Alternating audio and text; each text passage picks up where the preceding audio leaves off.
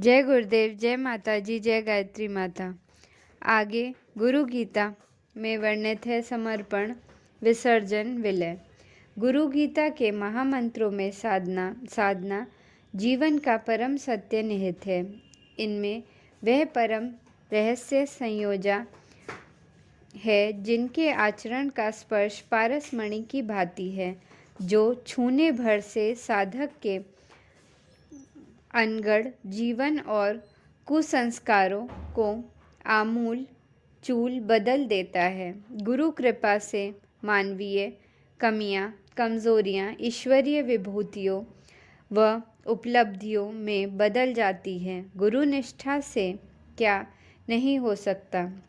इस प्रश्न चिन्ह का एक ही उत्तर है, सब कुछ संभव है, सब कुछ संभव है। इसलिए हानि लाभ में, यश अपयश में, जीवन मरण में, किसी भी स्थिति में सद्गुरु का आश्रय नहीं छोड़ना चाहिए, क्योंकि परम कृपालु सद्गुरु का प्रत्येक अनुदान उनकी कृपा ही है। ये अनुदान सुख भरे हों या फिर दुख से सने हों, साधक के साधनामय जीवन के लिए कल्याणकारी ही है। परम रहस्य सद्गुरु की कृपा भी बड़ी ही रहस्यमय होती है। इसका बौद्धिक विवेचन किसी भी तरह संभव नहीं है।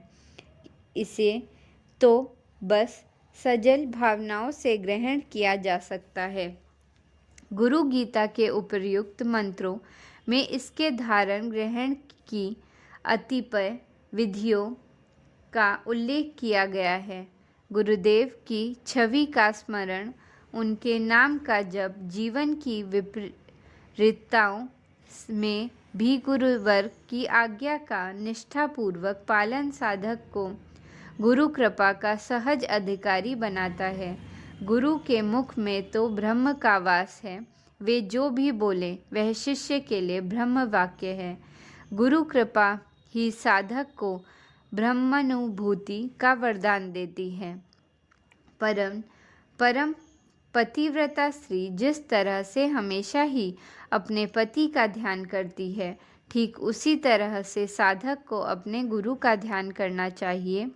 यह ध्यान इतना प्रगाढ़ हो कि उसे अपना आशय, जाति, कुल, गोत्र सभी कुछ भूल जाए। गुरु के अलावा कोई अन्य भावना उसे न भाए।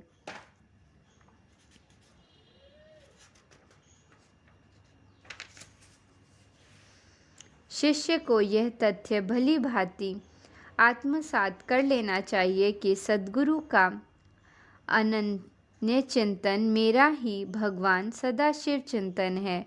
इससे परम पद की प्राप्ति सहज सुलभ होती है। इसलिए कल्याणकामी साधक को प्रयत्न पूर्वक गुरु आराधना करनी चाहिए। तीनों लोकों के देव, असुर एवं नाग आदि सभी इस सत्य को बड़ी स्पष्ट रीति से बताते हैं कि ब्रह्म विद्या गुरु मुख में ही स्थित है। गुरु भक्ति से ही इसे प्राप्त किया जा सकता है।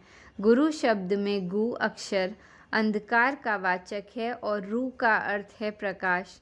इस तरह गुरु ही अज्ञान का नशा करने वाले ब्रह्म हैं। इसमें तनिक भी संशय नहीं है। शास्त्र वचनों से यह प्रमाणित होता है कि गुरु शब्द के प्रथम वर्ण गु से माया आदि गुण प्रकट होते हैं और इसके द्वितीय वर्ण रू से ब्रह्म प्रकाशित होता है, जो माया की भ्रांति को विनष्ट करता है। इसलिए गुरु पद सर्वश्रेष्ठ है। यह दोनों के लिए भी दुर्लभ है। हाहा हूहू गण और गंधर्व आदि भी इसकी पूजा करते हैं। इन महामंत्रों के प्रत्येक अक्षर में गुरु महिमा प्रकट होती है। इस महिमा में अपने को घुला मिलाकर ही साधक की साधना सफल होती है। साधनामय जीवन की सर्वोच्च कथा की व्याख्या प्रस्तुत करनी हो तो उसका सार यही होगा: साधक का सद्गुरु में समर्पण, विसर्जन, विलय। अनन्य चिंतन की निरंतरता साधक को के सद्गुरु में समर्पण को सुगम बनाती है। संपूर्ण की परमात्मा व्यवस्था में साधक का समूचा अस्तित्व ही विलीन हो जाता है और तब आती है विलीनता की अवस्था। इस भावदशा में शिष्य साधक का काय कलेवर तो यथावत बना रहता है, पर उसमें उसकी चेतना अनुपस्थिति होती है। वहाँ उपस्थित होती है उसके सद्गुरु की चेतना। वह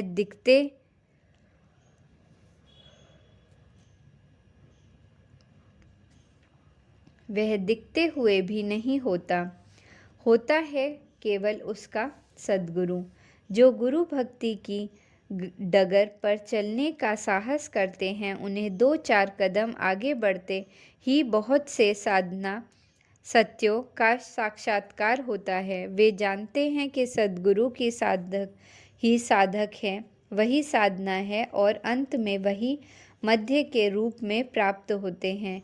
यह कथन पहली बार में कबीर वचनों की उलटबासी जैसा भले ही लगे, पर थोड़ा सा ही चिंतन करने पर सब कुछ ठीक ठीक समझ में आ जाता है। इस तत्व का सत्य बोध कुछ यूं है कि सद्गुरु की ही साधक है। इस वाक्य का अर्थ यह है कि सामान्य देहधारी मनुष्य जब सद्गुरु की कृपा छांव में आता है, तब वह शिष्य बनता है।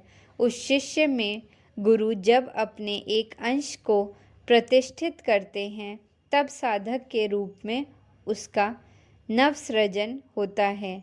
इस तरह अपने शिष्य के काय कलेवर में दरअसल सद्गुरु ही साधक के रूप में अवतार लेते हैं।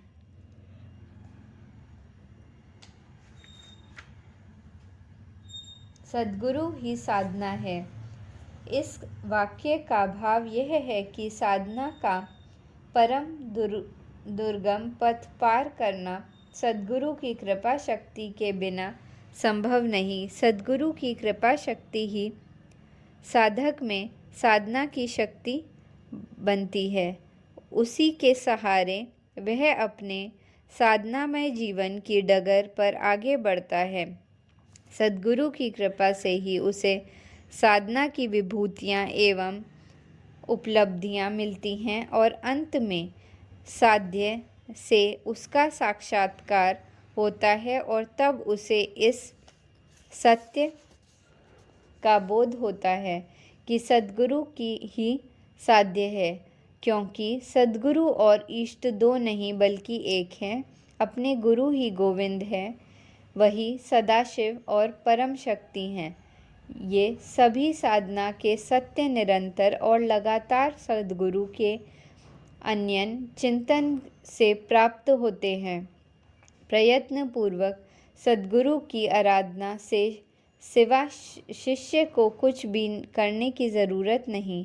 मन में सद्गुरु का चिंतन स्मरण, हृदय से अपने गुरु की भक्ति, वाणी से उनके पावन नाम का जप और शरीर से उनके आदेशों का निष्ठापूर्वक पालन करने से समस्त दुर्लभ आध्यात्मिक विभूतियाँ, शक्तियाँ, सिद्धियाँ अनायास ही मिल जाती हैं।